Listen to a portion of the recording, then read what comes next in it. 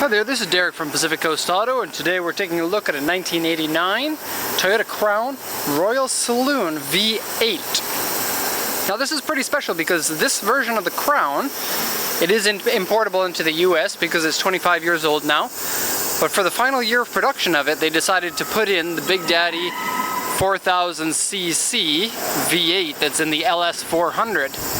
And so that's the same engine that Matt Farah used in his 1 million mile Lexus. And so it's a super reliable, super great to drive V8 engine that puts out probably somewhere around 300 horsepower, maybe slightly less. It was officially rated at 276 horsepower, but back then Japanese companies kind of lied about their horsepower because they wanted to keep it under 280 PS. And so this is a really interesting car. The interior is really interesting. It's cool you can get it with the V8. It's four-wheel drive. It's got the Thames suspension, which I'll get into in just a sec, and also adjustable ride height for high and low. We bought this from auction and it's going to the USA. Engine is good, but it's not running right now because it can't run unless the battery is plugged in. And so either a dead battery or an alternator that needs to be replaced. It is a pretty easy fix, and the engine does run really, really nice when it's plugged in. I just can't plug it in right now because I don't have a battery jumper here, and so I need to bring my car up here right beside it, and then I can't shoot the video if that's the case. Okay, so let's close the hood here. We'll take a look at the auction sheet. I'll show you a couple of things on the car, and then I'll show you the interior, and we'll go from there. And so this is a 1989 Crown Royal Saloon V8. 4000cc, grade 4, interior grade C, alloy wheels, power steering, power windows, airbag, 116,979 kilometers, original pearl white. Registered until 2016, toll collection box, timing belt has been changed. There's a sticker in the engine bay that says that the timing belt was changed in 2013 and has the mileage. I think it was like 97,000 kilometers. Owner's manual, warranty papers are sent to the buyer. Interior is dirty, dashboard part comes up. Dashboard coming up is kind of a Toyota thing. Also, I guess on the Nissan Skyline GTR, but so many Toyotas of this era have problems with heat warp on the vents here. You can see a little bit, but it's not really that apparent. There is, like the center console also has it in the back seat. I'll show you that if I can remember. Okay, steering wheel is peeling, small scratches, small dents, front bumper paint fade, rear bumper lots of big scratches. A3 means large scratches. Otherwise just U1, that's annoying, it's really loud. U1, AU1, and U1 are all very, very small. Okay, so let's take a look at the body. Now, I really like this car. I think that it's really something special. I really like the looks of it, the fact that it's very 80s, even though it's, you know, late 80s, 1989. The fact that you can get it with the V8 is pretty incredible. I love the style of low and long cars. Not like today's cars where the hood is like half the length of something like this.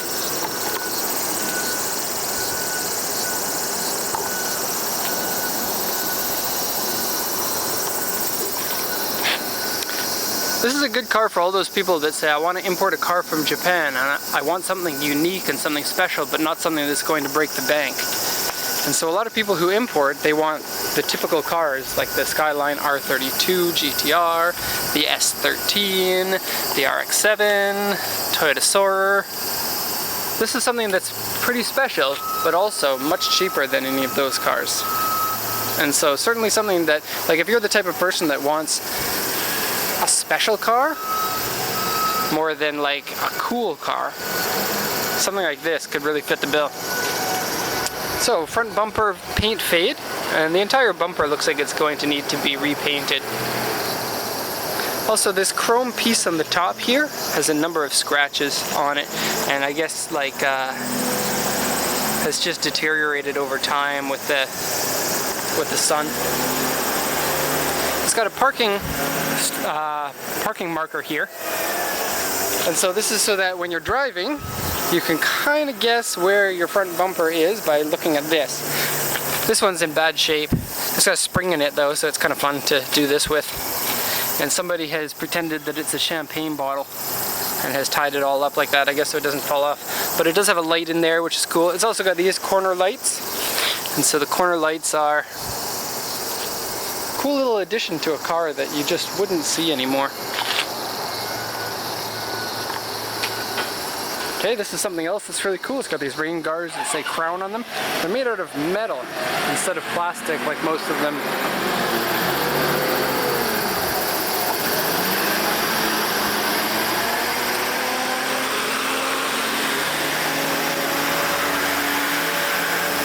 A car like this would really only get noticed by people that are into cars, and there's something special about having a car that's kind of like that.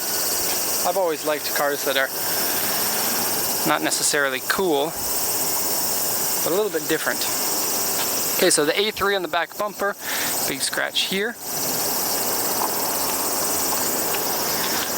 big one here. Now they've been painted over, but it's still quite visible where the damage is. And so, send the car to a body shop, say, my bumpers are terrible, and they'll help you. This one opens like that, and then when you take the key out, it's spring loaded to close, so that's cool. Okay, before I get into the car, just wanted to mention the tires are 2013 with most of their life left on them, so that's a nice lucky thing. On low mileage cars, you don't always get that lucky, and so a lot of people, if they don't drive their car very often here in Japan, the tires are really old, and old tires are not good. After 6 to 10 years, they're not good. Size is a 205/65 R15, so that's a really cheap tire size because it's not a low profile tire. But a set of 18-inch wheels would really make this car stand out. Okay, inside the car, electric folding mirrors.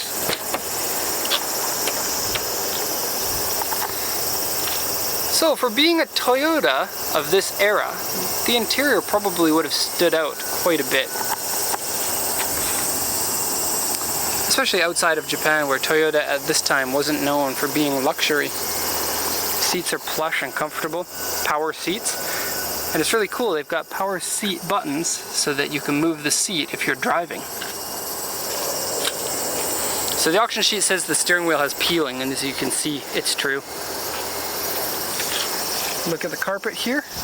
It's super plush. If you dropped a coin in there, you'd lose your coins.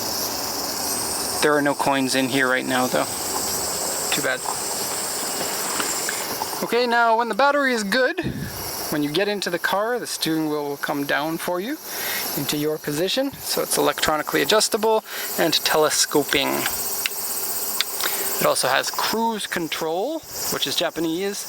Up is to stop your cruise control, and down is to set it, and in and out, I can't read those. Excel and decel, I think. It's got a whole bunch of buttons of stuff that I don't know. An AD button. Gauge cut. Height, low, normal, and high. There is a little bit of charge in the battery, I think. Let me see if I can get anything. No, nothing at all. So it's a digital tachometer with bars that go across here. And then it just tells you the numbers of how fast you're going. There's no like gauge for that. Scale change, trip reset. It comes with Navi, which back then was a big deal. And check this out, swing. And so your vents will swing back and forth. Now I did mention that in the JZX 100 you can get those. I didn't know you can get them in the Crown, and so that's really cool. All these buttons feel really beefy when you touch them, and the volume one, although it's neat, is a little bit annoying. You put your finger on it and you go around a circle. So climate control for rear and front, so you can set different temperature for rear AC if you want. The AC does work, I did check that. This is super fast, so if all of a sudden you're like, wow, I need to smoke now, then you can do that really quickly. But unfortunately in this car you can't, because there's no cigarette lighter here, and there is one in the back right here, so you can take this one out and you can put it in here. There, okay, problem solved. CD player and a tape deck with buttons that do stuff that I don't know because I didn't get to play around with it. And it's got this. Now, I don't know what this is. I know what these are. That's where your coins go. rear electric seats. I didn't get a chance to play with those. That's cool. Okay, now I told you I'd get into the Thames. Thames is a system that Toyota still uses now, but they don't advertise it, and I don't know why. Perhaps they don't advertise it because it's a another system that could go wrong, and it's a little bit complicated for people to understand why there would be any benefit. So what does the Thames do? So the Thames actively controls your suspension based on the type of driving that you're doing. And so there's a computer that monitors different things like your speed and how bumpy the road is, and then it sets the suspension so that it can adjust. There are two settings for sport and normal, but it also picks. Like if you're going over 100 kilometers an hour, then it firms up the suspension so that you're not like a boat or something. There's a lot of information on that online, and I recommend that you check that out because it's pretty interesting. You can manually set the height of your car if you want to. Power and Econ are fun to press. And this, ta-da, ta-da. Now if I could say a complaint about the interior of this car, it's the fact that the car has all of these really cool functions and electronics. The seats are really comfortable, the driving position is good, it's neat. It still uses the Toyota plastic dashboard, and although it's soft and squishy, it's got that fake leather look that my dad's 86 Celica had, that I thought was really cool because it had like stitching in it, but if you look at it, it's actually not real stitching, it's molded in stitching. And so this is the part in the dashboard where they say it's coming up. It's not too noticeable. I don't know if you could fix it though. Cigarette burn here. What was that? Glove box has auction sheets in it. Okay, so let's take a look at the back seats now. And it's really hot in here. Yikes. One thing I did find, because the battery is dead, all of these are electronic. If you try to pull them up manually when your battery's dead, you can't. Kind of weird.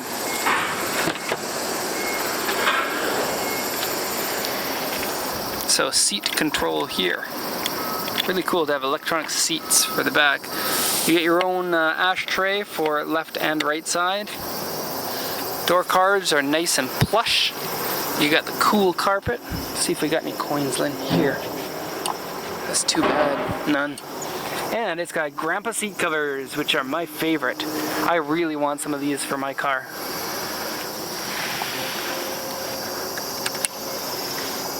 Big storage compartment there.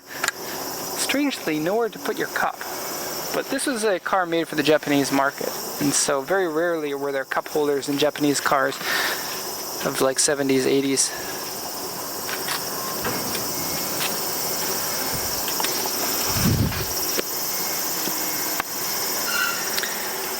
Rear AC controls, tune, program, volume for the stereo, mode and power. That's cool. And if you're sitting in the back here, and if you're like me, so when I was a kid I used to always take these things off and then hit my dad or my sister with them. Mostly my sister, because my dad had long legs, and so I wouldn't fit right behind my dad, I would only fit behind my sister. But not only could you do that in this car, and I just noticed this, it's got this. That's cool. Not only that, but you could also move them forward and backwards by pushing the buttons here. And it's got the holy shnikes on the back of the seat, and AC vents up in the roof pillar. So that's really cool. Super woofers in the back, and it looks like a little storage compartment. Oh, that has something to do with the air purifier system. I think maybe you can put like a basket of ice in there.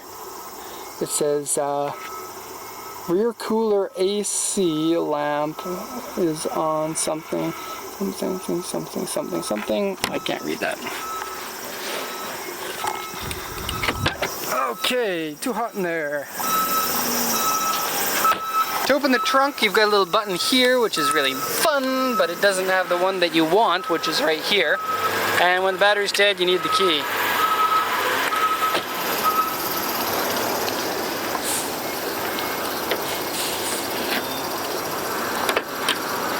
Trunk is pretty big. Now because this person had this, I guess, optional mat, the carpet underneath is in really great condition. It's got this piece, but it's broken. It looks like a door card that goes in the back of your trunk. You can just remove it though, and you have a better trunk. So, I don't know.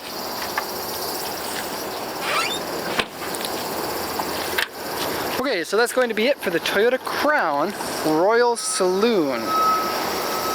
Interesting car, something different from the sea of Skylines that we're usually buying at the moment. And so thank you very much for watching, and if you have any questions you can post them in the comments section. You can also send me an email, or you can send me a Facebook request, or anything of the social media kind of stuff. So thanks a lot for watching, and have a good day.